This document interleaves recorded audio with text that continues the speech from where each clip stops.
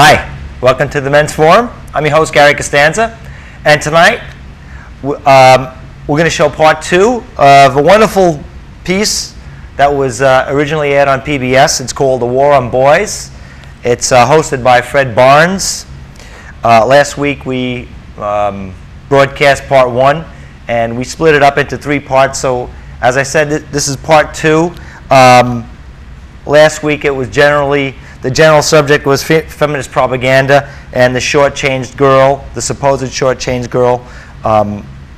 Tonight's subject, I could generally say, we could call Boys Are People Too.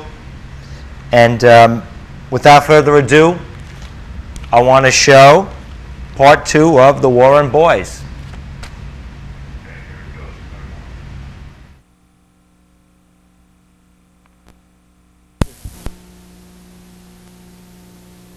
Our favorite pastime in the Lowry household is playing You Can't Get on Daddy.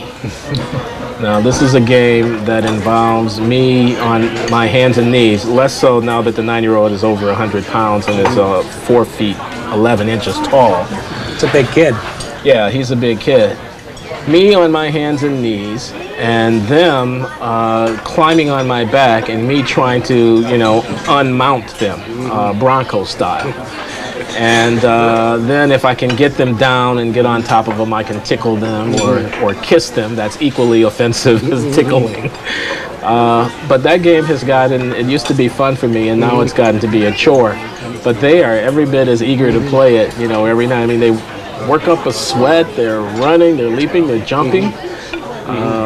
It's a very physical game. Yeah, it is. My son, I've wrestled with him many times, even recently.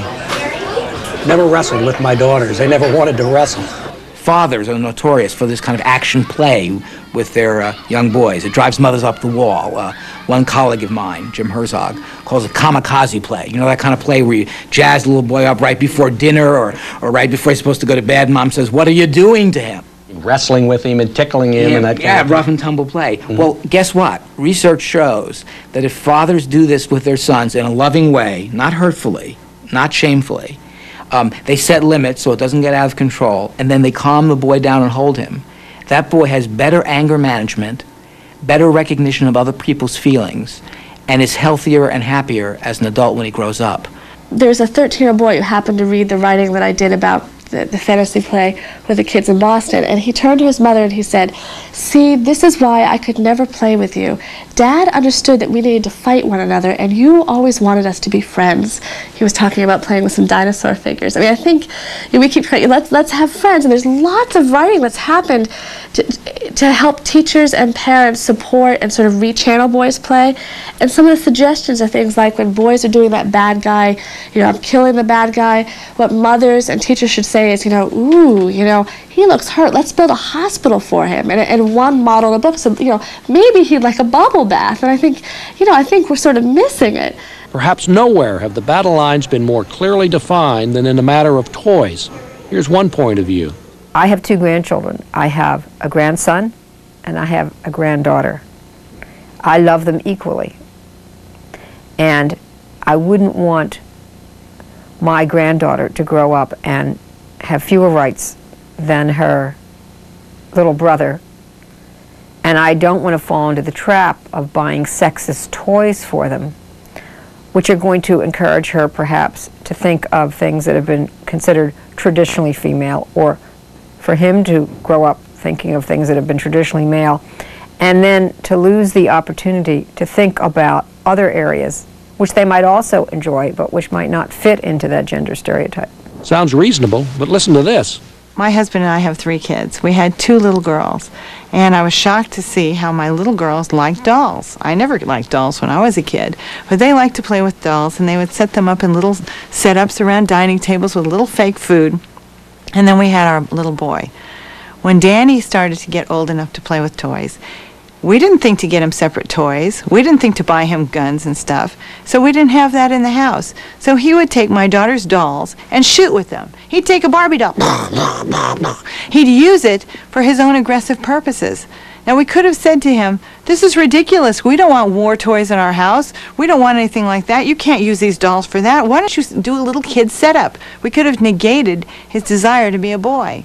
Instead, we realized, wait a minute, this is something innate. We didn't teach it to him. This is who he is. Surely the competing views couldn't be more clearly stated than that. So who's right? Well, what do the choices of children themselves tell us? Hasbro Toys is a toy company that did some experiments with a playhouse, a dollhouse sort of playhouse. They wanted boys and girls to play with. And they brought in children to see how they interacted with it. And the girls came in and played constructively with the doll and the baby buggy and the kitchen set. The boys came in, put the baby in the buggy, and catapulted it from the roof. And one of the researchers said, my goodness, boys and girls are different. I know with my son, I've seen him at a younger age anyway draw pictures, and it's soldiers and their tanks and their rifles and they're shooting and people are dying and their dead bodies and so on. How should we interpret that? I've been really curious about that, and that's why I spent a year working with young boys in Dorchester through a course at Tufts University, looking at boys' fantasy play, because, particularly as a woman, I have a strong emotional rejection of that play. And when I became a mother of one son and then another son, and that play is in my home, I felt compelled to really figure out, what are my feelings about that play? What does that imagery mean to me? What I found was that in the fantasy play that was replete with violent imagery, bad guys that got reincarnated over and over again so they could kill them again, kids were cooperating. The same children in a classroom where you couldn't make it through a morning meeting in kindergarten and look at what day of the week it was and how many days in the calendar we were without somebody saying, you want to fight me? Come on, you want to fight? You're looking at me. What are you looking at? They couldn't make it through that morning meeting. In fantasy play, they're cooperating. Hey, you go over here. You get him. I got him. Swish, swish. And they're doing all of this stuff. It was all the pro-social behaviors that every educator hopes for in the context of play that looked the opposite. I started realizing there's something about this that works for them. Whether that has to do with their innate nature or whether it has to do with our culture and the role that violence plays in our culture and the connection of violence and masculinity, I don't know that. But I see it as a tool for connection. And I saw that when I facilitated it, relationships began to develop between children where there hadn't been any before. So if your intuition always told you that boys and girls are indeed different, then you're reading off the same page as our experts. But why isn't this seemingly obvious fact made part of school policies and structures? Well, that brings us back to those American Association of University Women's Studies, the mainstay of those who claim that boys were overwhelming girls and needed to be restrained, or girls would never fulfill their destiny.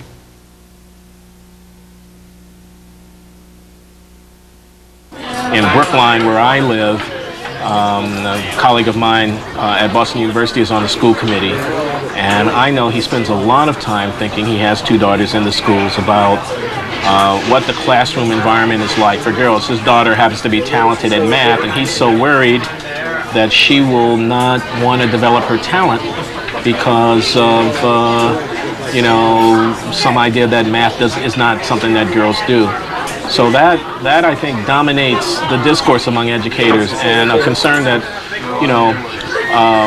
boys may be getting shortchanged, their needs might not be entirely met, or whatever gets a back seat.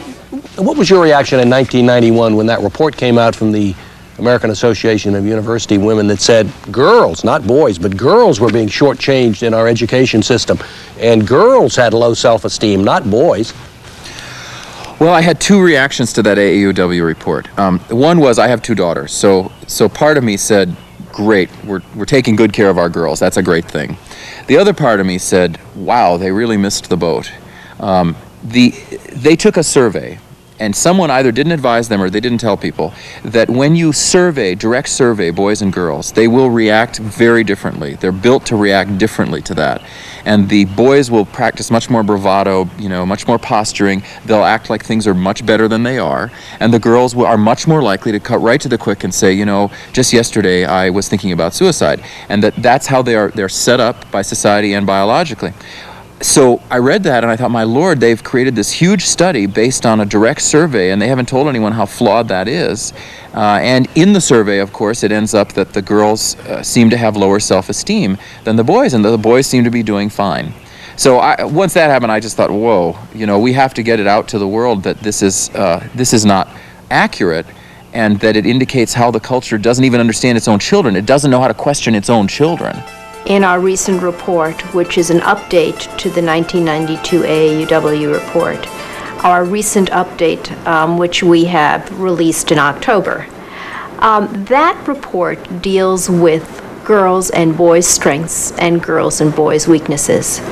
And what we found in that report is that girls, in fact, although they're making progress in math and science, still need to be encouraged in those fields so that they will be able to achieve and be able to pursue those areas of careers. We also learned that girls are still falling behind boys in technology, which is, as you know, an important area of growth, both domestically and internationally. For instance, there's a science and math convention every year at our school where only females are allowed to go. And there was an all-males convention like a couple years ago, but women started petitioning against why can't we have girls do this? It's not fair to have an all-guys convention. I mean, we couldn't. When I brought up the fact that why don't I petition and say why can't I go to the girls' convention? They laughed at me. You will find in schools throughout the country special math and science classes for girls. Now that's a good thing. Girls needed help in those areas, and parents should be aware of that. But what parents don't know is that boys are much further behind in reading and writing than girls were ever behind in math and science. The gap is enormous between boys and girls in reading and writing, favoring girls. Why don't we ever hear about special reading classes for boys? That idea never surfaces. Boys do learn at a different tempo than girls learn. Let me say something about that. Boys tend to learn better when they can move around and when they can move around in large spaces. Young boys especially. They learn better when they can do hands-on activities, the kind of computer or what some educators call manipulable kind of activities. Why are boys so much more drawn to video games and watching television for long periods of time than girls? Almost all of that's neurological. It's a spatial brain, and what the spatial brain does is it wants to watch objects moving through space, and the quicker the better.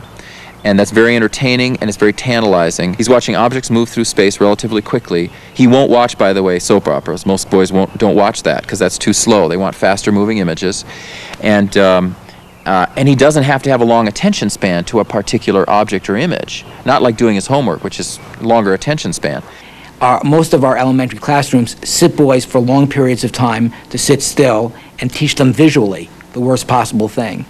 Boys' handwriting and their fine motor control come in 1 or 2 years later than girls, but we teach them to write at the same time. Their reading skills come in different ways, and they have different reading interests, and yet reading lists are usually aimed more toward girls. And if you call it the orange reading group or you call it group 1 or 2, boys always know they're not in the top reading groups. There's a lot of concern in schools about making an environment where girls will get the right signals, will know that they can be anything and do anything, to the extent that little boys come in reflecting behaviors that are seen as stereotypic of the male role, the male dominant role, speaking up in class before the girls get a chance to speak or whatever. I think many educators want to kind of suppress that, want to, out of a sense of trying to create space for girls to have equal time. This is not my friend Glenn's imagination. This has dominated American schools for several years now. Here was how the head of the American Association of University Women put it in a 1992 interview. Boys are more aggressive. They raise their hands more than girls do, and teachers respond accordingly. Sometimes it's a very natural instinct, and the instinct is that you want to praise behavior that is shouting out answers. The problem comes in that girls are more resistant. Sometimes we think of ourselves as more perfectionist, and maybe we're rehearsing those answers and not putting up our hands as often. That's a problem, and we need to work with teachers to change their own behavior so there's more of an equality in the classroom. And there are efforts now to feminize little boys. Now, why are they doing this? I think in part they exaggerated how terrible little boys are. And a lot of the feminists have shocking statistics about the level of harassment and rape and so forth of high school boys and college boys. This is advocacy research. It's not good research. Actually, truth be told, a lot of these crimes are going down. The crime rate is going down, not up. So they exaggerated the misbehavior of boys, and now they want to treat it with draconian measures. That in fact schools establish sexual harassment policies, that they communicate what those policies are to parents and to children, and that they enforce those policies. The studies that we report on in the AAUW report are about peer sexual harassment, and it is, in great majority of the cases, boys against girls. I think it's really dumb, like some of the stuff that girls can charge you with sexual harassment for. Yeah. Dumbest things like looking at her weird when she's wearing some really skimpy thing, you know? And they use it just to get back at you or get back at a teacher, you know? So he gave me a suggestive look. And if the reverse would have happened to the boy, it would be rubbed off. It wouldn't matter what he said, but if it was the opposite way and he did it to the girl, it would be a whole big old controversy and everybody will get into it as soon as possible. I was asked to go into a school after they had just done a sexual harassment training in the school. And the sexual harassment training was just pulverizing the males. You were all brought up to be misogynists, you know, and on it went. Was this a grade school, junior high? No, this was junior high, yeah, junior high. And I walked in and the males all thought I was going to do that. And I said, wow, what have you been through? And then they told me what they had all been through, the girls and the boys. And the girls didn't like it. A lot of the girls said, we didn't like these boys being trashed like that. These are nice boys. For boys, in the boys' schools, they know that one of the best things they can do is to have drills and competitions and grades and awards and all of those hierarchical things which reward excellence. Boys thrive in that environment. And in an environment where, you know, there's no honor roll because that might hurt someone's feelings, and let's all just sort of talk about how we feel about the book rather than try to find the right or wrong answer. Girls, particularly because of their better verbal skills, and just a general engagement with school. Girls care more about school. They're more engaged. We've seen this survey after survey. Department of Education data on this is quite clear that girls care more about school. They're more engaged. So they will thrive. Almost anything a teacher does, the girls can cope. The boys cannot, and we do see higher rates of dropping out, failure, disengagement. Guys are usually fooling around in class, and it's usually like the females that are getting their work done and paying attention while the guys are like talking to each other, side conversations, other than doing the work. This is not a cosmetic problem. Making classrooms unfriendly to boys has consequences. In my time observing in classrooms, I've done observations for teasing and bullying, and I've done observations to supervising student teachers, and I watch a steady stream of boys asking to go to the bathroom to leave classrooms. I see them go out in the hallway and I don't know quite what that's about, but I see boys, you know, acting out in angry ways. I see teachers talking about boys being far more aggressive in classrooms than they've been. The goodness of fit between schools and boys, I don't know I can't speak to what it was like before, but it doesn't seem to be working very well for boys in early childhood now. And there's one other problem in elementary education. There are no men around. The only thing I wanted to raise is my son goes to school, and in his entire school there are 2 male teachers. That's it. If you look at an elementary school, it's not at all surprising to find in many public elementary schools that 90% of the teachers in elementary school are women. So boys go to an environment in which they're taught at a tempo that doesn't fit them. They're taught in a way in which they feel out of place. They get rambunctious and they get sent to the principal's office or the psychiatrist's office to get medication. And the people who teach them are women. So what are the messages that we're giving boys? They're going to fail. Hi, well, there you have part 2 of The War on Boys. Very interesting stuff. Before I start discussing some of the points that were brought up or some ideas I'd like to discuss, I'd just like to say that I think that in general, I think the genders are, this is my particular feeling, is that the general genders are more alike than different. I think mostly the differences that we see in girls and boys and male and female behaviors, I think are mostly societal. I think there are some hardwired differences, but in general, I think society puts a lot of pressure on men and women and boys and girls to conform to, I guess, what's best for society and more or less good for society. That being said, there are, as I said, there's some hardwired differences. And as we saw in the piece about school, I think it's also applies to adults in the working world. Some of feminist propaganda tries to explain that there's a female way of thinking, and that's something that I don't believe. As I say, I think more or less men and women are very similar, and I think our individual differences are more pronounced than any differences between the sexes. So in other words, you'll find aggressive and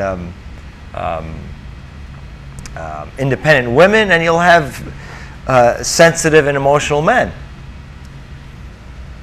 And this female way of thinking, I believe that feminists are trying to change the business world in that way. In other words, to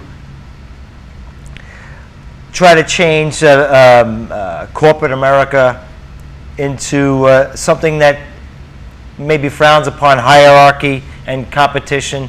You saw that brought up in the film In School. Some comments were made about how we should downplay the competition, and you know, whatever answer you come up with is right. Generally, hierarchy and competition is thought of as male characteristics. And of course, these feminists are saying that, you know, those are bad, and more or less that's saying that maleness is bad. And that's sort of what the film also brought out as aggressiveness and competition, and we have to downplay that, or we have to, you know, as we'll see later, we'll discuss later, we'll drug it out of existence with Ritalin. But that's not always true. It's not a black and white issue. Boys and girls, men and women have different characteristics that are both good and bad. And I believe since some of it is hardwired, it's there for a reason. Camille Paglia, who's a well-known lesbian feminist, comes out with comments sort of on the order of, we'd still be in grass huts with dirt floors if women were solely in charge. In other words, her point is that maleness gets things done. And it's pretty obvious that most technical advances and much of civilization's advances were mostly done through the efforts of men. And of course, women's accomplishments are probably less well known, but not any less important.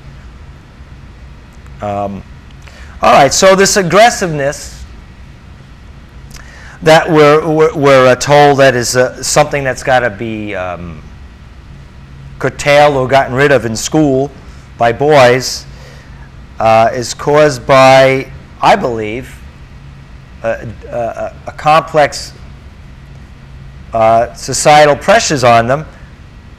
I think boys realize early on that they feel that they must protect women and society through war and chivalry. In other words, the boys and the men are the bodyguards of our families, our immediate families, all the way up to our countries. And also to provide in this dog-eat-dog world of work. So that's a great strain on men and boys. And boys see this early on, as I said. So I don't think that they're allowed to be gentle and relaxed and easygoing. I think that they see early on, as I said, through the media and society in general, that they're there to protect and provide. And if they don't do that, they're generally not going to get the love of their family and society, and ultimately a woman or a wife. I've brought that about many times. and it affects boys and men. And I think to some extent it's affecting our boys in school. I mean, to get the attention of a girl, they'll do most anything. Should we I think we should decide how we want it. Should we admit we're doing this and cut them a break? Or should we stop doing this and start teaching our daughters, teaching society that this is resulting in horrible things for our boys? Suicidal behaviors, dangerous behaviors, school mass killings. I think it's probably a show that we should do. It's going to take up at least one whole show. But it's a complex issue.